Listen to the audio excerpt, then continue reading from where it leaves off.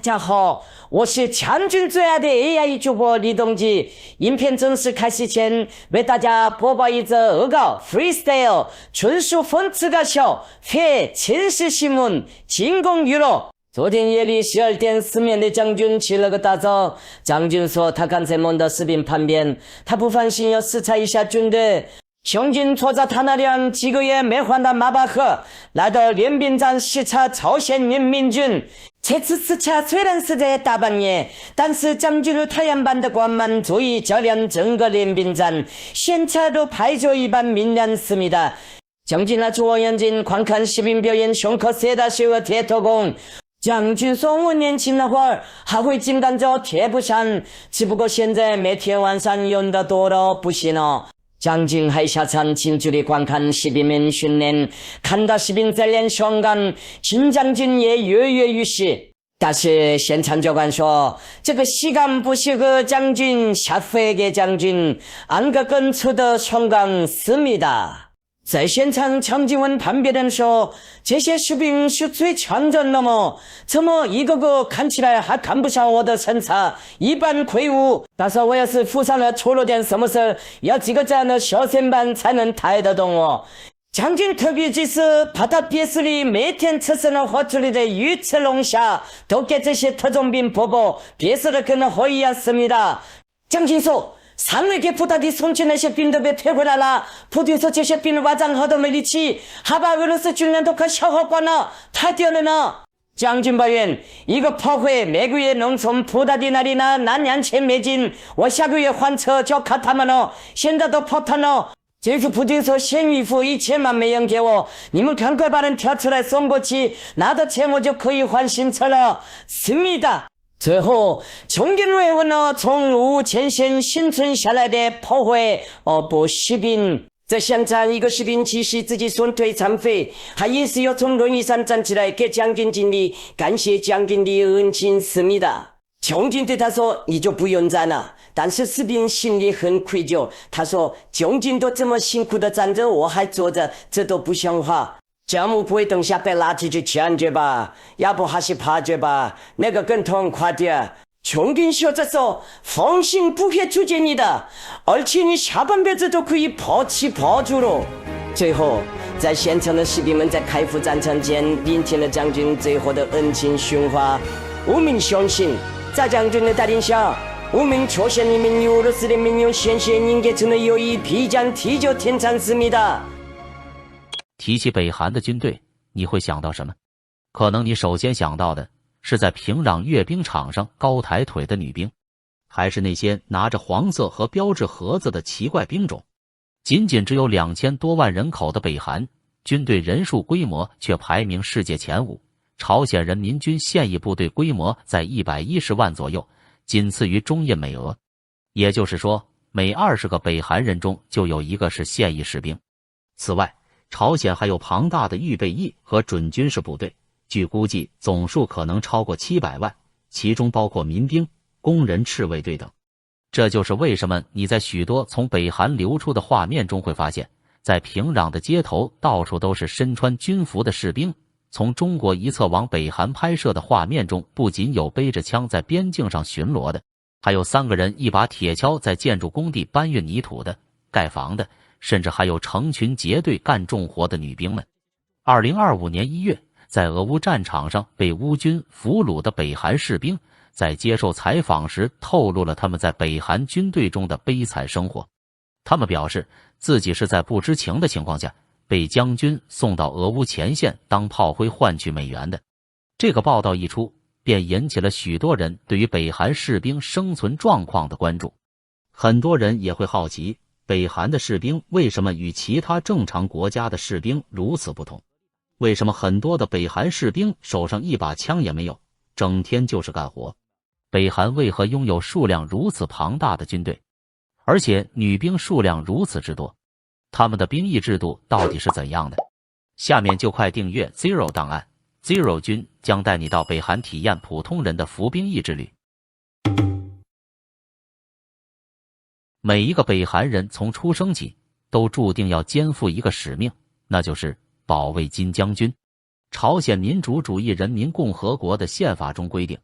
保卫祖国是公民的最高义务和光荣，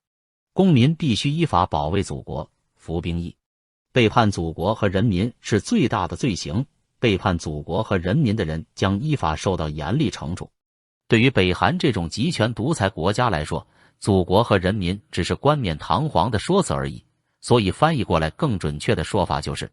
背叛将军是最大的罪行，背叛将军的人将受到严厉惩处，每一个人都有保卫将军的义务。那么，如何保卫将军呢？最直接的方式就是服兵役。在大太阳金日成的时代，用来统治北韩人的是主体思想，但等到苏联解体后，北韩失去了它最大的经济外援，经济陷入崩溃，直到大太阳驾崩后，留给金正日的就是一个烂摊子。光靠先皇留下的主体思想来统治北韩，确实行不通了。苦难行军期间，大饥荒横行，当时北韩正处于严重的粮食短缺状态，原有的分配体制几乎崩溃。无论是合作农场、企业、工厂或研究所，还是党委都无法正常办公，就更不用说生产了。面对这么棘手的问题，二太阳金正日用2个方法来继续稳固自己的统治。首先就是甩锅。90年代中期开始的苦难行军时期，粮食短缺，导致数十万至百万人死于饥荒。金正日作为最高领导人，面临国内不满和政权稳定的威胁。为了转移让北韩人民遭受饥荒的责任，金正日通过清洗高官，将经济失败归咎于内部敌人或反革命分子，以此巩固权力并缓解社会压力。金正日成立了隶属于社会安全部的特别检查小组审划组，以为深入调查居民背景和思想。该小组由金正日的妹夫张成泽领导，负责调查和清洗被认为对政权不忠或与经济失败有关的官员。据估计，约25000人受到清洗，其中约1万人被处决，15000人被送往政治犯集中营。受害者包括高级党政官员、军队将领及其家属，甚至一些金日成时代的元老。比如，原党中央农业书记徐宽熙被控为美国帝国主义和南韩傀儡的间谍，破坏朝鲜农业自给自足政策，被枪决。还有党的书记文胜直，据称被酷刑致死。审划所组织在全国设有数百个据点，拥有约8000名调查员，通过秘密调查、虚假供词和酷刑，广泛逮捕和迫害目标对象。许多人被控莫须有罪名，如反革命或间谍，反正一遇到解决不了的大事就搬出境外势力，这是北韩等共产集权独裁国家一贯的手段。滑稽的是，审划所组织的负责人之一的社会安全政治主任蔡文德，后因清洗导致民怨沸腾，被金正日抛弃并处决，成为替罪羊。除了甩锅，金正日还提出了先军政治，将军队置于一切之上，将国家所有资源用于加强军事力量的政治。在社会已然崩溃的情况下，金正日知道必须用枪杆子来维护自己的统治。为了防止合作农场、粮食仓库和工厂被饿得发慌的饥民们洗劫一空，军队经常就地处决，公开处决的情况也时有发生，并动员军队，特别是国家安全部对居民进行统治，从而统治了整个社会。金正日宣传自己的统治是金日成思想的延续和发展，以此为正当性，并将其置于统治的核心。在这样的背景下，作为一个北韩普通人，一到了年龄，你就必须响应将军的号召，成为保卫金将军的血肉长城中的一员。于是，在17岁的某一天，你和你的同学们都被叫去征兵选拔。这是祖国为你们负担所谓免费教育的最后一年。身为平壤以外普通家庭的孩子，你考上大学的几率几乎为0。这并不是因为你脑子不够聪明，读书不够用功，而是因为你就读的学校并不是什么地方上的重点中学，所以根本就没有上大学的指标。而生在平壤的孩子选择会比你们更多，首先是能上大学的名额比较多，大多数指标都分配给了平壤的高中，而且平壤有些条件好的家庭会从小就让孩子走艺术路线。但是这些对于一个从小在平壤以外的小地方出生的你来说，就算有所耳闻，那也是遥不可及，因为你的命运从一出生就几乎确定了。你们这些人要想出人头地，只剩下一条路，那就是参军。在2002年之后，北韩才正式实行强制义务兵役。在此之前，虽然没有义务服兵役，但如果不去服兵役，在家庭成分评级上就会被标记为不良。所以，虽然不是强制性的，但几乎和强制性一样。而且在北韩，人人都想入党，党员身份会让你高人一等，晋升的几率很高。而要入党，你就必须服兵役。出身不良的敌对阶级及其子女、反动派和脱北者的家属是不被允许服兵役的。因此，如果你不参军，很可能就会被人看不起，或不适合结婚，背上出身不好、软弱或缺乏男子气概的坏名声。但后来由于兵役资源短缺，即使是敌对阶层的人也会入伍，但他们会被派往生活极其艰苦的建设部队。这些敌对阶层的成员入伍，他们想晋升的话，也基本上会被阻止。征兵选拔时要求身高达标，你身边的同学好多都是在苦难行军大饥荒时期出生的，身高都非常矮小，一副营养不良的样子。你拥有1.55米的身高已经属于高个了。由于苦难行军造成生育率下降，兵源严重不足。为了维持军队的数量，在金正日时期将之前的征兵制改为强制的义务兵役制。而且由于90年代中期饥荒横行时出生的人，长期饥荒造成发育不良，身材矮小的他们到了应该进入军队的年龄，却因为体格不达标而被大量拒之门外。所以在2008年后，北韩的征兵标准将身高标准从之前的150厘米降低至142厘米，以扩大兵员范围。据传，北韩当局甚至考虑过将身高标准进一步降低至135厘米。2010年代后，征兵的最低体重要求甚至降至43公斤，远低于一般国家的标准。但是就是这样低的要求，还是有人达不到。自2015年起，女性也被强制纳入征兵对象，男女均需服兵役。14岁时必须登记为义务兵，15岁时接受2次身体检查。军事动员部据此进行详细的体检和基本体能测试，以将所需人员分配到各个兵种。高中毕业后，他们以列兵身份加入军营。1993年，金正日下令实施10年兵役制，男性服役10年后才能退伍。但实际上，男性要服役12年，女性要服役7年。不管怎样，你很庆幸最终通过了党的征兵条件，怀着期望的心情正式步入军营。在北韩，不仅金家的皇位是世袭制的，就连军营里的士兵也是世袭的。在2002年之前，北韩还未实行强制义务兵役制的时候，平壤的权贵还有地方上有权势的家庭都能想方设法的让子女逃过兵役。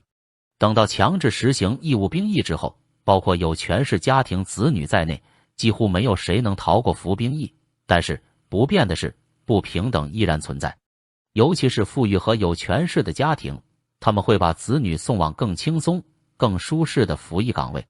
平壤防卫司令部被认为是装备最齐全、相对最安全的驻军地，因为它是离金将军最近、直接保卫太阳的部队。大多数高级官员和权贵家庭都想把子女送到平壤防卫司令部。有一名曾在平壤服役的脱北者透露，他在叛逃前曾在人民武力部服役，相当于南韩的国防部。由于那里是最重要的地方，所以一切都很好，包括伙食。他们在那里基本上天天都有米饭和肉吃。除了直接保卫金正恩的部队之外，北韩的军队一般会根据职能的不同，大致分布在4个区域。第一，就是在边境地区，如与中国交界的图们江、鸭绿江沿线，还有东西两边的海岸警卫队，主要负责边防监控。据说边境警卫队和海岸警卫队是北韩新兵最渴望加入的部队，因为这里能赚钱。特别是靠近中国边境的地区，这里有许多脱北者和走私犯，为了能获得边境站岗士兵的掩护，他们通常会与边境士兵建立关系，并输送钱财和物资等好处。在边境警卫队里有句俗话，退伍还没有发财，就是个十足的傻瓜。第二是南北非军事区，这里靠近韩国边境，驻扎重兵。能在边境地区军营里服役的士兵，家庭成分一定是要非常好，也就是最让金将军放心的。以上两种都属于北韩用来守卫边境的军队，他们或是因为家庭背景条件好能被分配到这里，或者是因为能从脱北者与走私者那里能捞到好处，所以生活水平相对其他地方来说还算不错。第三种就是被分配到农业或建设项目地区的士兵，他们所在的地方就是农村或者工地，支持粮食生产和基础设施。这里的工作非常繁重，其实就是半军事化的生产建设工人，而且还是以参军服役的名义免费进行劳作，所以一般都是穷苦人家的孩子会被分配到这里。这里的士兵手里并没有枪和其他武器，他们手上拿着的是干活的锄头和铲子。有一位曾在1990年代中期至2000年代初在军队服役，并于2013年叛逃的脱北者透露了被分配到这里的士兵的惨况。他在高中毕业后18岁就被分配到建设部队，驻扎在惠山，但工作在其他地方进行。他所在的部队并非一个完整的军事单位，日常建设工作非常繁重。其他军队周日休息，但他们甚至周日也要工作。你可以认为他们一年365天都在工作。早上5点，他们就叫醒我们，我们一醒来就去上班，甚至连洗漱的时间都没有。早餐是早上7点半，吃完后我们休息10到15分钟，然后再回去工作。午餐通常在下午1点半到2点之间吃，他们通常提供粥，是加盐的玉米粥，一直吃米饭而不吃任何配菜，感觉有点奇怪。我不知道我什么时候吃晚餐，有时候是晚上10点，有时候是凌晨3点。我必须得等工作完成后才能吃饭。下班后我必须睡觉，我不知道什么时候该工作，也不知道什么时候该睡觉。没有固定的休息时间，我只好自己想办法休息。我们一天吃3顿饭，大部分都是玉米。他们说每人发200克，但如果你看看每餐实际供应的量，大概只有100到120克，连1把都不够。每次吃完饭回头，我总是饿着肚子。靠120克米饭工作一整天，实在不合理，太辛苦了，所以孩子们都会跑掉。逃跑的人很多，如果被抓到逃跑，通常会挨打，有专门抓他们的人，他们经常挨打。我从来没有因为工作被打过，但因为逃跑挨过很多打。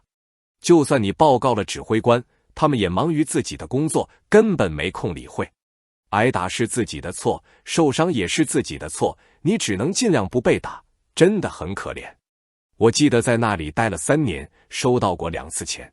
一次是4000朝币购买1公斤米，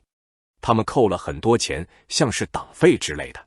之后我实际上只收到了大约2500朝鲜元，所以我对这种钱根本不在乎，收到没收到都无所谓。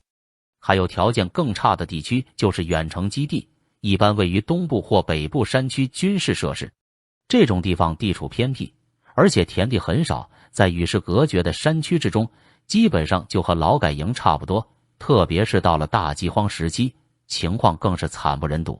有曾在那种地方服兵役的脱北者回忆在那里的煎熬岁月。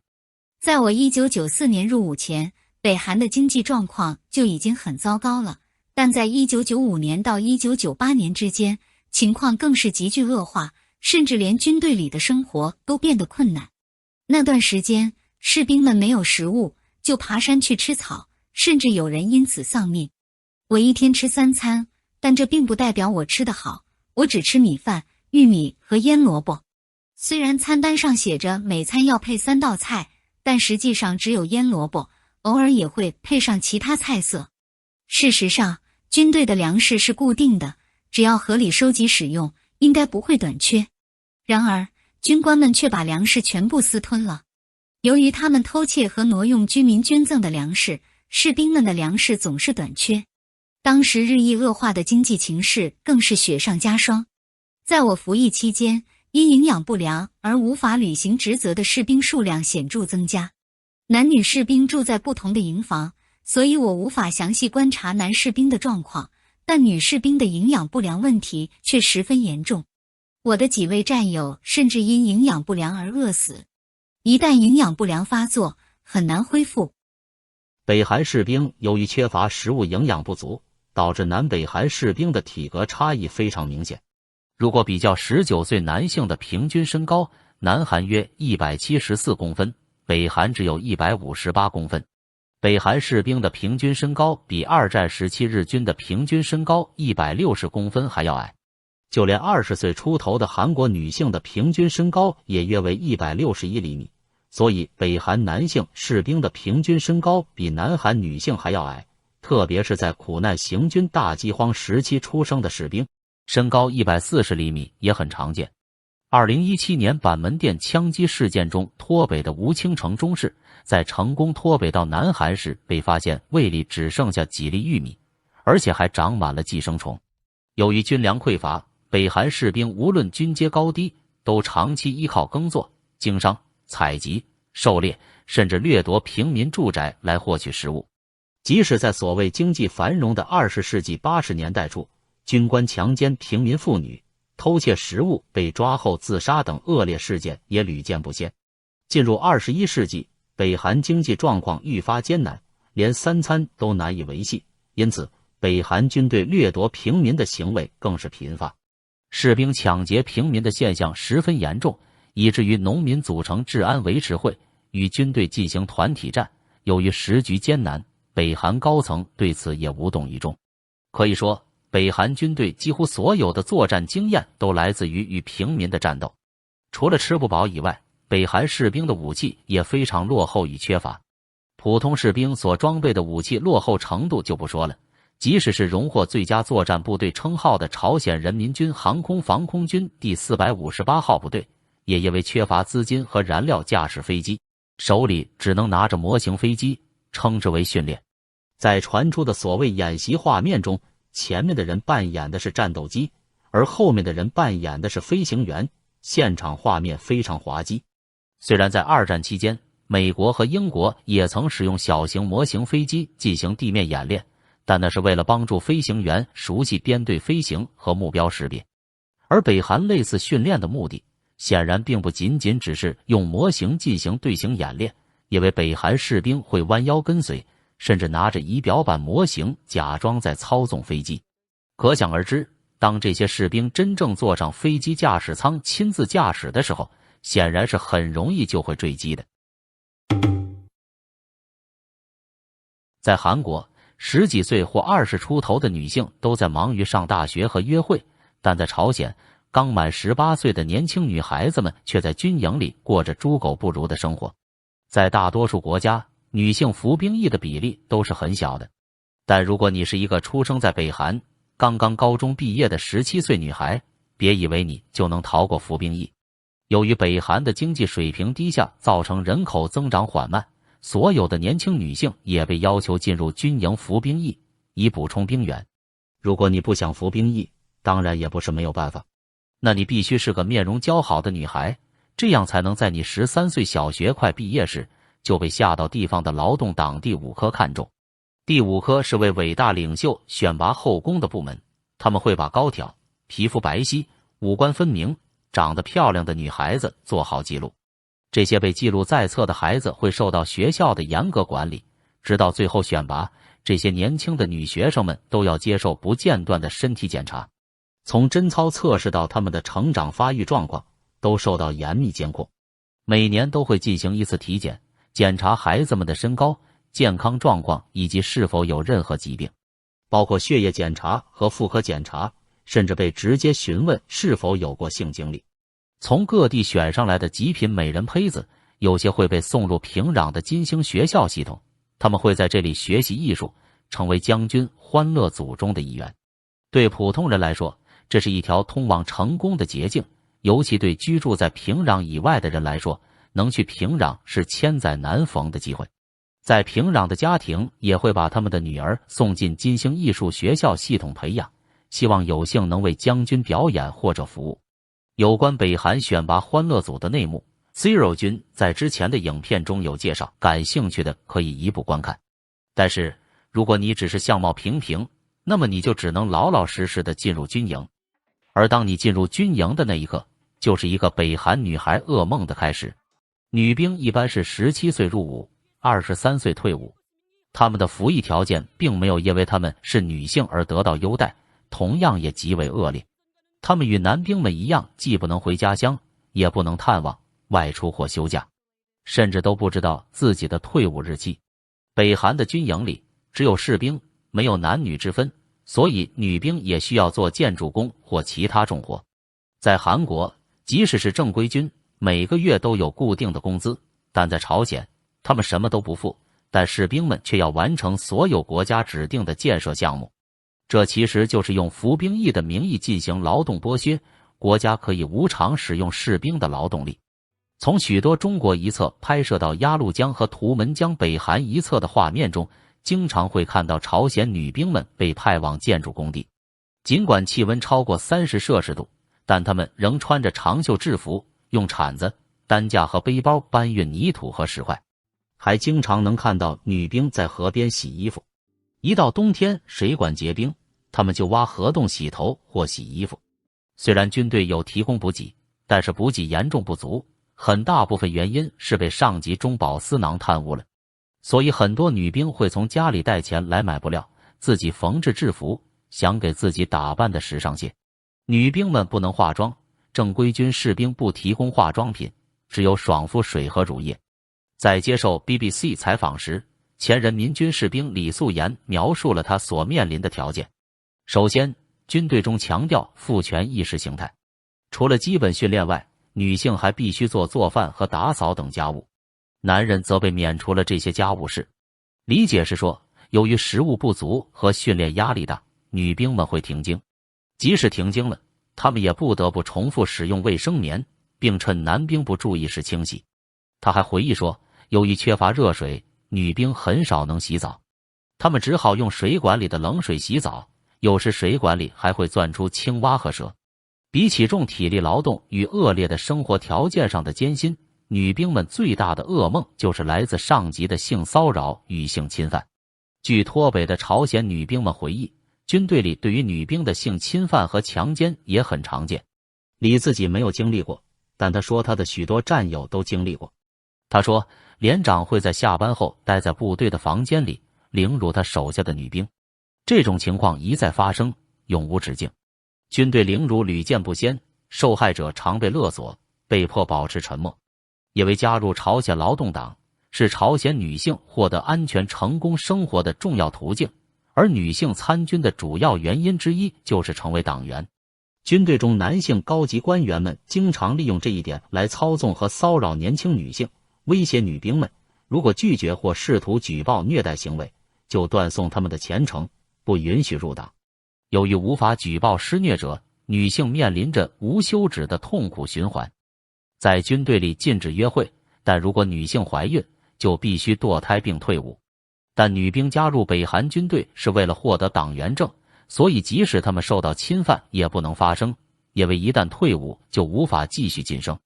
所以女兵们会为了政治前途，为了讨好上级，牺牲自己的身体。女性会被指责是怀孕的罪魁祸首，因此他们会用危险的方法堕胎。这些方法包括用军用腰带勒紧腹部以掩盖逐渐增大的孕肚，服用驱虫药，或从高处跳下去。有脱北女兵回忆，在军队的厕所里发现胎儿是常有的事。女兵们还经常会遭到酷刑。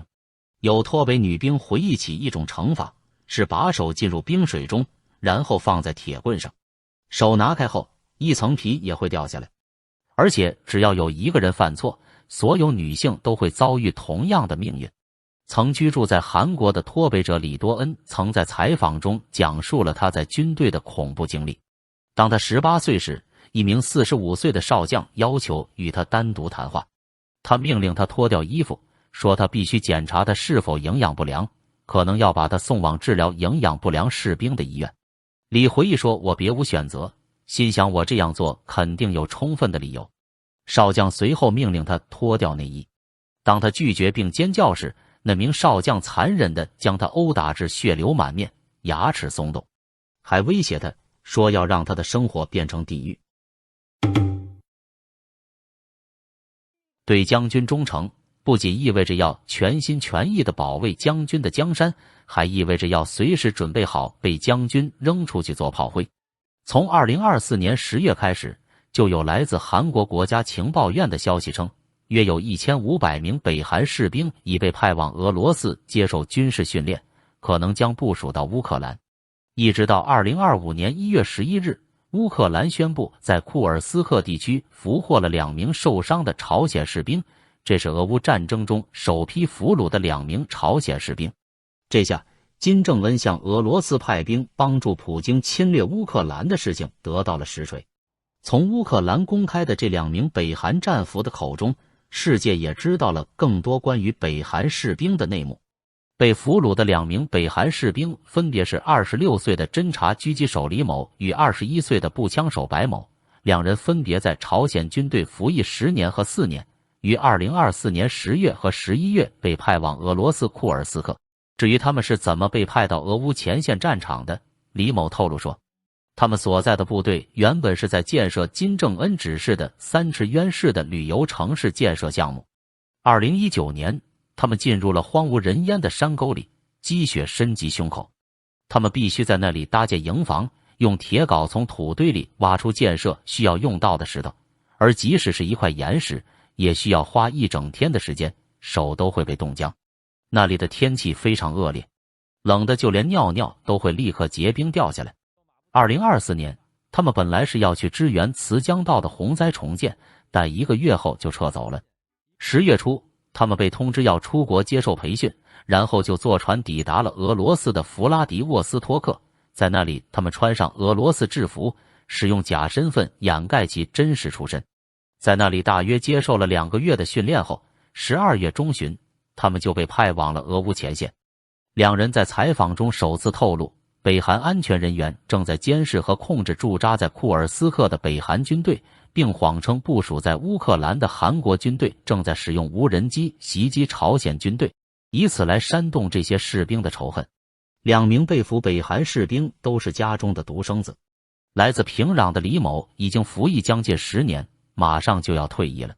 他说自己服役的地点是黄海南道新川，离平壤很近，但是在服役的10年里，他从未回过家，只与父母通过电话，并没有见过父母。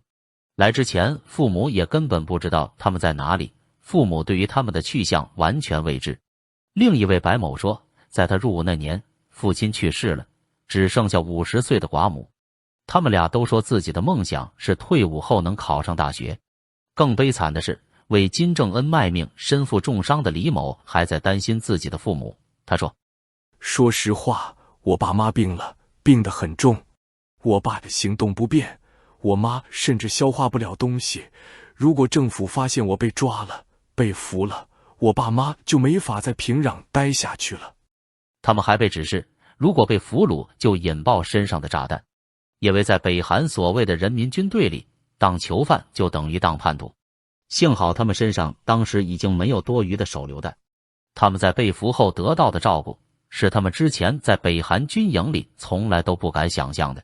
被俘士兵表示希望先申请难民身份，然后再去韩国。这2名被俘的北韩士兵只是在俄乌战争前线伤亡的数千名北韩士兵中的2个典型。这些被金正恩派往前线当炮灰的士兵们在来之前都不知道自己接下来要干嘛，就开始了冲锋。有些士兵甚至都没见过头顶的无人机，然后就在战场上沦为了炮灰。直到2025年4月，库尔斯克攻势结束后，俄罗斯和北韩政府在无法掩盖真相的情况下，才正式承认北韩参与了这场战役。俄罗斯总统普丁称赞北韩士兵英勇，金正恩则表示将在平壤建造一座库尔斯克攻势纪念碑。2025年6月，俄罗斯前国防部长绍伊古宣布，还将派遣1000名北韩军事人员前往库尔斯克进行排雷工作，妥妥的就是把北韩士兵拿来当排雷炮灰。这些沦为炮灰的北韩士兵基本上都是没背景的穷苦人家的孩子，而且很多都是家庭中的独子。随着国际的报道，北韩内部开始流传向俄罗斯派兵的消息，导致有的北韩年轻人为避征兵而采取极端举措，自残截断双手食指。因为以往只有右手食指完好者才被视为具备扣动火器的能力，从而成为入伍基本条件。自2024年4月以来，在军事动员部指导下启动的志愿征兵工作中，因自残截止逃避服役的讽刺事故屡屡发生，迫使当局不得不下达即使只剩一根手指也必须入伍的指示。有朝鲜两江道的消息人士说，听到向俄罗斯派兵的消息后，居民恐惧感骤增，不少家庭担心独生子将被送往前线。直到2025年7月6日，俄罗斯外交部长谢尔盖拉夫罗夫在为期3天的访问中再次与金正恩在元山会面。就在拉夫罗夫访问前几天，北韩承诺将其军事贡献增加2倍，向乌克兰前线增派25000至3万名士兵。增援部队预计将在未来几个月内抵达。平壤最初派出的1万名士兵中，已经约有4000人伤亡。乌克兰国防情报部门报告称，有迹象表明俄罗斯军用飞机正在改装以用于运载人员，可能是为了将数万名外国军队运往前线。莫斯科可能会向贫困的朝鲜人支付每人最低工资，并向朝鲜提供平壤自身无法生产的技术。可以肯定的是，未来将有更多的北韩士兵会被送到俄乌战场前线，而在此前从未见识过现代战场和无人机作战的他们，很快也就会成为炮灰。而如果他们能被乌军活着俘虏，则是他们最好的结局，也是不幸中的万幸。